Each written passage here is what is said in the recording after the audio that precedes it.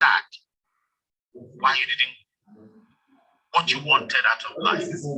One of them had his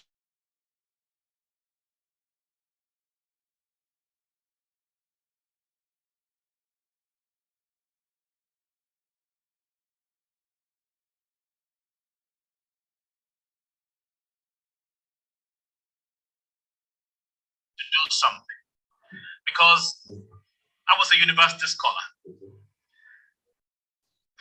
Second year into my new university, I discovered that I'd been given university scholarship, the best scholarship in the university at that time. And so I needed evidence for something that I wanted to do. So I came to collect a letter from the student affairs officer. And here was my professor taking a walk from the faculty to the student affairs. For those of you who know where the faculty of tech is and the student affairs, if you have been to that great university. My driver was driving me. I was then a branch manager of SCOA Motors.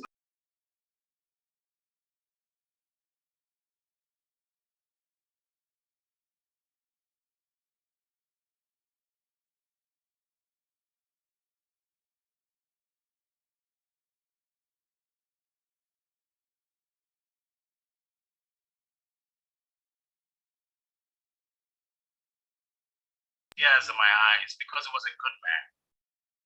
And he said, stand up. Who are you? I said, I'm Biodu Fijami. He said, where do you work? I said, I work with SCOA. So you meant it when you said you were not going to be a professor? I said, yes, I meant it, sir. You know what? I've always known that you will succeed at anything you set your eyes to do, your hands to do. With his whole mouth, he raised the curses. There are two enemies of your vision because your vision is going to be deeply rooted in the understanding of your mission. Vision is a mental image of a desirable future you want to create. It is your commitment to what should be. It is your mental engagement of a situation you detest, which you hope to change. It is seeing, identifying a status quo, wishing to alter, more than wishing, determining to alter the status quo. But there are two enemies to your vision. One is complacency, the other one is fear. When you get to a point in your life when you feel you do not need something, then you are in trouble. I am going to be 65 shortly. And guess what? I'm learning new skill. They say you can't teach an old dog new tricks. Not this old dog. Complacency is not in my dictionary at all. And fear, where will anybody be afraid? The Bible says fear has torment. I like the way Message Translation presents it, says fear cripples.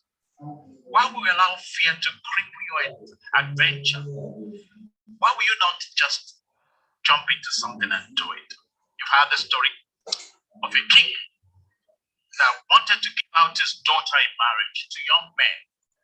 And there were so many young men from other tribes who wanted to marry the same girl. And the king thought about an idea of what to do. So he loaded the stream. He told the young men to gather. The entire village was on one side and all the young men wanted to marry the king's daughter were on the other side. He said, here in this stream are crocodiles. Any of you that want to marry my daughter should be jumping into it and swim across. And all the men began to look for excuses. You know, what's special about the daughter anyway? Yeah, well, she's not even as beautiful as some other girls. And they began to change their minds. But within a short time, they just had boom. And one boy was already in the stream, battling for his life. And hitting one crocodile here, another crocodile here, dumping one here, and swimming above another one until breathlessly he got to the other side of the road, and he got to the other side of the stream. As he got there, everybody applauded. He was still breathing heavily. He said, "Before anything else, I'd like to ask, who pushed me to the river?"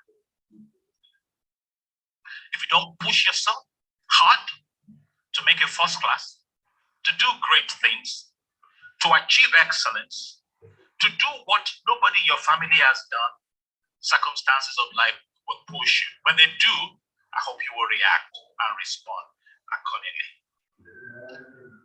How do you get to your destination? Take risks. Take risks. What did I say? Learn to take risks. And this is where I'm going to end. You need to take risks. You need to act. Take responsibility both for yourself, your family, your school, and your nation. Never forget that responsibility is response plus ability. Every time you feel a sense of responsibility, it is because you are responding to the ability on the inside of you. You must turn all your mistakes into learning points, and as much as possible, avoid distractions, vision killers. I beg of you, make decisions about your sexuality early enough at this time. What's going to be your approach to it? I made a vital choice when it came to that. I said, women were not going to constitute distractions to me. Guess what? In my life on campus, 3 girls walked up to me and proposed to me. And I was not looking their direction. Those are those who were looking at them, and were the finest of them. I beg of you. And I politely turned them down. Again, you must realize that I was a guy with 2 shirts and 2 trousers. And the smarter guys were there. And they didn't look at their side. Never give up. Madam Vice Chancellor, as I stood before the Vice Chancellor of the great University of Ife to receive the prize for being the best student in my program at the convocation ceremony, I looked back at my 5 years and smiled to myself. I said to God, you and I have done good. Where do we go next? I'm ready for the new challenge. I wish you all the same in your journey.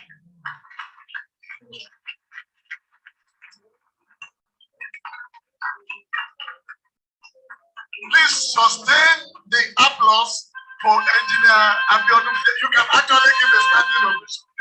Students,